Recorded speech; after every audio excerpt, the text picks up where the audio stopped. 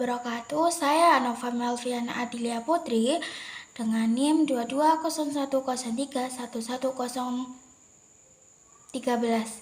Di sini saya akan mempresentasikan tugas dari pengembangan rencana pembelajaran MISD yang saya laksanakan di MI Wahid Hasyim Tigandau.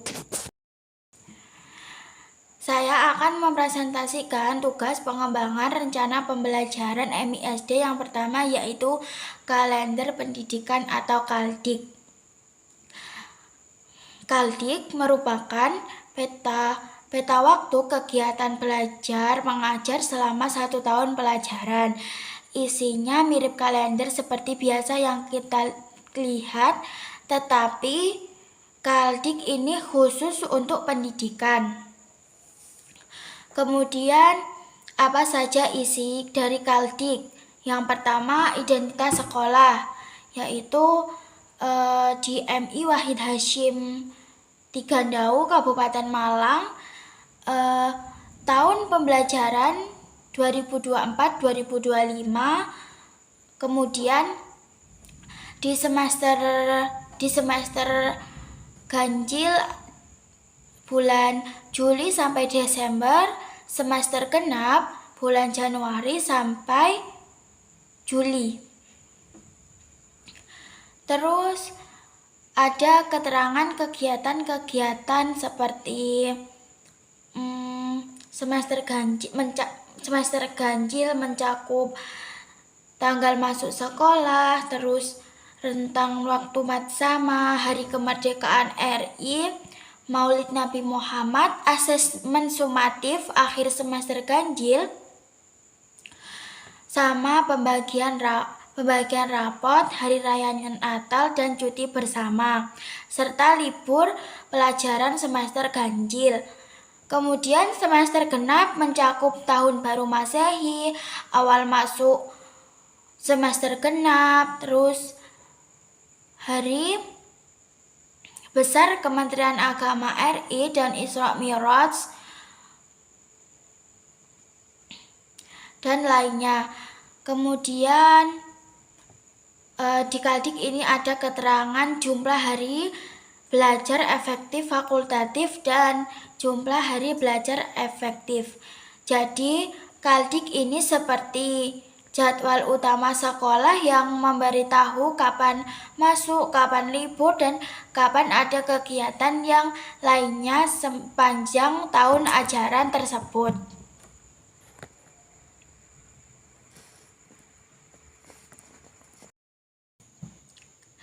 Kemudian RPE, Rencana Pekan Efektif. RPE adalah perhitungan jumlah pekan efektif dan tidak efektif dalam satu semester. RPE ini penting untuk memastikan bahwa alokasi waktu di Prota dan Prosem realitas.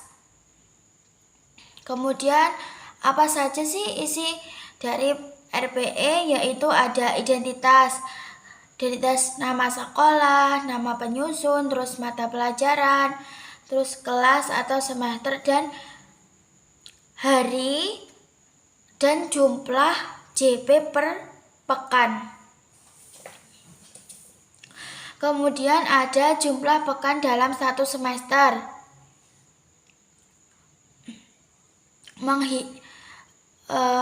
Semester genap menghitung total pekan dalam setiap bulan Januari sampai Juni. Total jumlah pekan 26 pekan. Kemudian menganalisis pekan efektif, yaitu memisahkan pekan efektif. Pekan efektif merupakan di mana kegiatan belajar mengajar berjalan normal, dan pekan tidak efektif yaitu pekan yang berisi libur atau kegiatan non-akademik. Kemudian total pekan efektif ada 22 pekan dan pekan tidak efektif ada 4 pekan.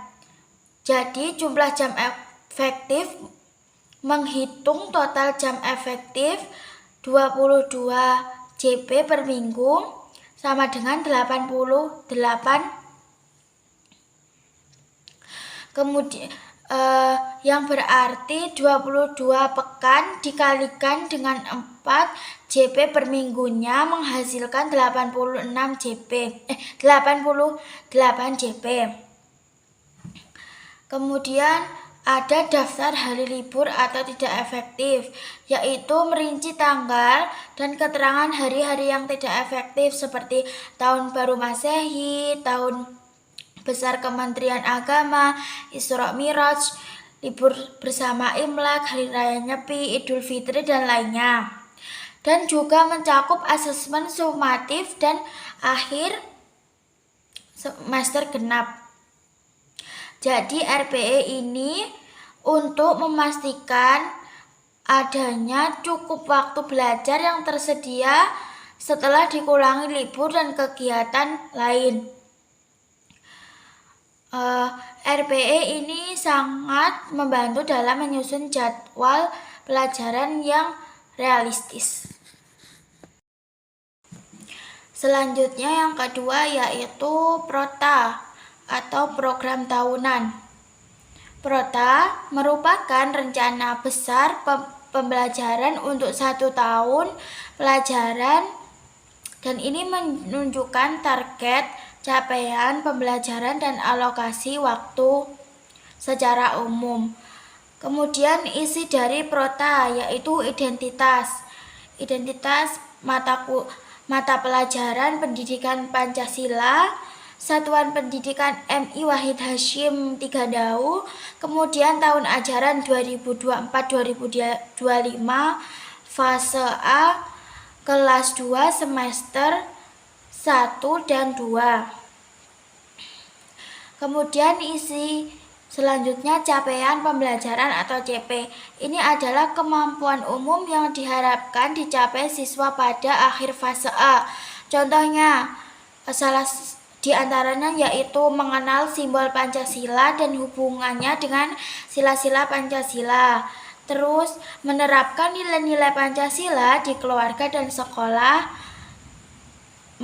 mengenal aturan di keluarga dan sekolah, dan lainnya. Kemudian tabel alokasi waktu per unit pelajaran. Nah, setiap unit memiliki nomor kode ATP, misalnya 1.1 dan 1.2. Nama unit misalnya unit 1 yaitu ayo mengenal Pancasila. Kemudian alokasi waktu, alokasi jam pelajaran dan semester.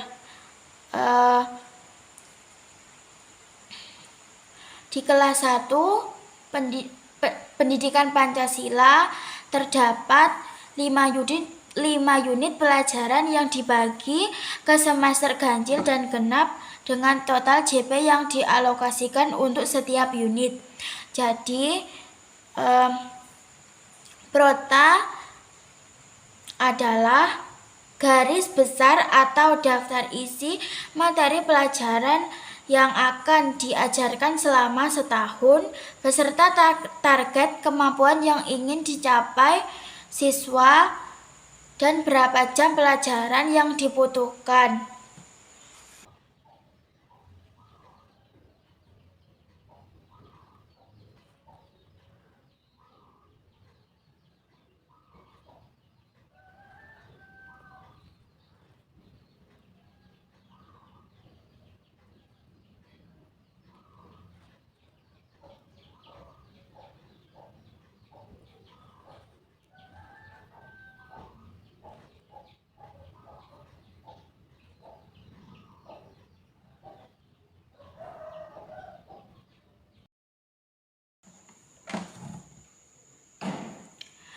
Selanjutnya, PROSEM atau program semester.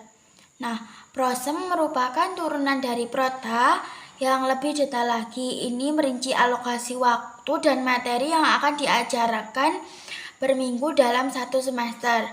Kemudian isi dari PROSEM yaitu ada identitas, berisi satuan pendidikan, kelas, semester, mata pelajaran.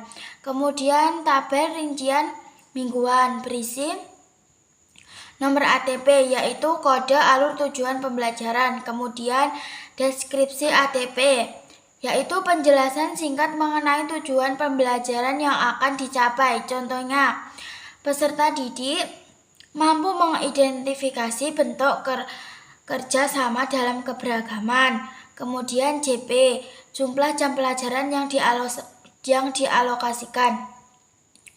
Ini di semester 2. Kemudian pembagian per minggu. Terdapat kolom pada setiap bulan, ada Januari, Februari, Maret, April, Mei, Juni.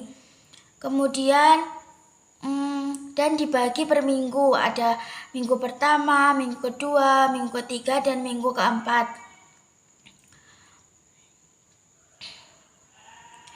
Yang menunjukkan bahwa materi tersebut diajarkan di minggu tersebut. Kemudian cadangan, yaitu ada alokasi JP untuk cadangan 6 JP, kemudian total JP 44 JP untuk semester genap ini. Terdapat keterangan untuk libur semester, terus libur hari besar, dan libur lainnya. Jadi prosem ini merupakan jadwal mingguan yang lebih detail yang menjelaskan materi apa yang akan diajarkan di setiap minggunya di semester tersebut dan berapa jam pelajaran yang diperlukan.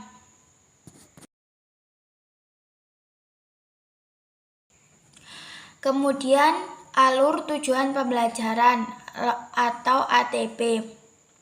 ATP adalah rangkaian tujuan pembelajaran yang tersusun secara sistematis dan logis dari awal hingga akhir fase pembelajaran. Seperti langkah-langkah yang harus dilalui siswa untuk mencapai capaian pembelajaran. Kemudian isi dari ATP ada identitas, satuan pendidikan, mata pelajaran, kelas atau fase, dan tahun pembelajaran. Kemudian capaian pembelajaran, yaitu kemampuan umum yang diharapkan dicapai siswa. Ada tabel rincian ATP berisi tujuan pembelajaran, alur tujuan pembelajaran. Tujuan pembelajaran yaitu kemampuan spesifik yang diharapkan dicapai siswa pada akhir suatu proses pembelajaran. Kemudian alur tujuan pembelajaran yaitu urutan langkah-langkah pembelajaran untuk mencapai tujuan.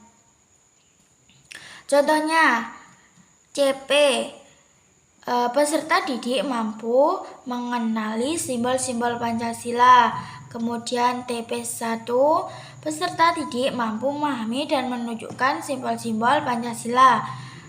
Kemudian ATP1, mengenai simbol-simbol Pancasila dan memahami maknanya serta menunjukkan sikap cinta tanah air melalui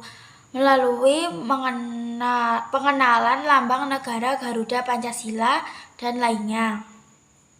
Jadi ATP merupakan panduan langkah demi langkah tentang apa yang akan dipelajari siswa, dimulai dari yang lebih kompleks agar mereka bisa mencapai tujuan akhir pembelajaran.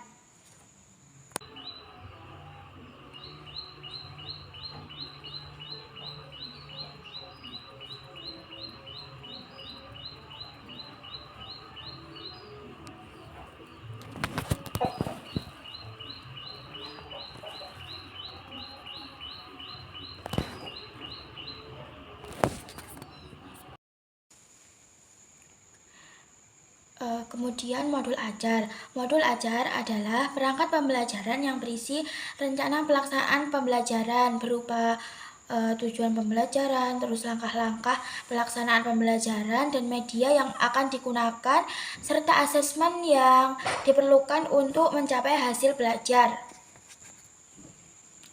Kemudian, isi dari modul ajar berisi informasi umum. Terdapat nama penyusun, instansi, tahun penyusunan, mata pelajaran, fase atau kelas, dan materi, serta alokasi waktu. Kemudian, kompetensi awal, yaitu penjelasan tentang kemampuan yang harus dimiliki siswa sebelum mempelajari materi tersebut. Selanjutnya, capaian pembelajaran fase A. Kemudian selanjutnya tujuan pembelajaran. Tujuan dan pembelajaran dari modul ajar ini yaitu setelah mengikuti pelajaran peserta didik dapat yang pertama mampu memahami konsep perkalian bilangan dari suatu kejadian nyata. Kemudian mampu memahami konsep perkalian bilangan sebagai penjumlahan dan peserta didik mampu menentukan hasil perkalian bilangan dengan benar. Setelah tujuan pembelajaran ada indikator keberhasilan, yaitu kriteria untuk mengukur apakah siswa sudah mencapai tujuan pembelajaran tersebut. Kemudian profil pelajar Pancasila, yaitu nilai-nilai Pancasila yang akan dikembangkan, misalnya beriman kepada Tuhan Yang Maha Esa, mandiri, bergotong royong, dan bernalar kritis. Kemudian sarana dan prasarana yang digunakan, yaitu media yang digunakan seperti papan tulis, spidol, alat peraga, terus proyektor, dan lainnya. Kemudian target peserta didik yaitu kelas 2 reguler, tidak ada kesulitan belajar dan tidak ada kecerdasan istimewa atau bakat. Selanjutnya model pembelajaran yaitu cooperative learning. Kemudian masuk ke komponen inti. Komponen inti berisi pemahaman bermakna, yaitu konsep penting yang akan dipahami oleh siswa. Kemudian pertanyaan pemantik, pertanyaan untuk memancing minat siswa. Terus persiapan langkah-langkah pembelajaran, berisi kegiatan pendahuluan, inti, dan penutup. Kemudian asesmen penilaian, yaitu cara guru untuk mengevaluasi pemahaman siswa, misalnya asesmen individu, kelompok, formatif, dan sumatif. Selanjutnya pengayaan dan remedial, yaitu kegiatan untuk siswa yang sudah atau belum mencapai target. Kemudian refleksi peserta didik dan guru, yaitu proses mengulang kembali tentang pembelajaran yang sudah berlangsung. Kemudian ada selanjutnya ke lampiran. Lampiran ini berisi lembar kerja peserta didik. Contoh soal atau aktivitas untuk siswa, bisa berkelompok atau individu. Kemudian bahan bacaan dan peserta didik, bisa dari buku LKS, terus dari buku guru, buku siswa, dan referensi lainnya. Kemudian ada glosarium berisi daftar istilah penting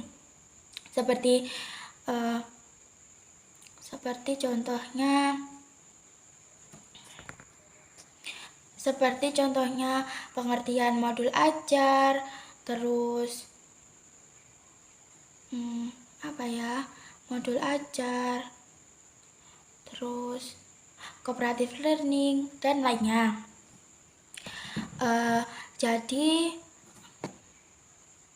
Kemudian daftar pustaka, yaitu referensi yang digunakan saat membuat modul ajar. Yang terakhir rubrik penilaian, yaitu penilaian berupa penilaian kriteria untuk kerjasama kelompok atau menentukan hasil perkalian beserta contoh perhitungan nilai. Jadi modul ajar ini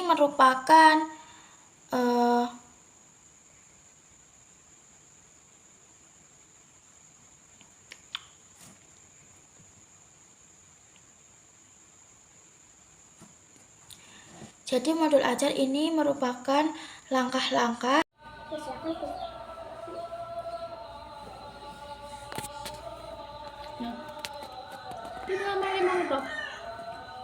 ekonomi. Ya, aku ngomong tapi enggak. Namanya tidak ada. Jadi dia mau Randy gitu. Iku mak ngomong. Enggak film lah. Ya ora kok. Hah? Boleh sesel. Untuk kon mek segede tapi gak dikei warna, gak dikei catnya. Budi mang, puluhan budihan. Mau ya aku milih yang cilik ra sini. Kamu delok sik. Oh, bakule iku ning ngawur lapangan kono beduk-beduk.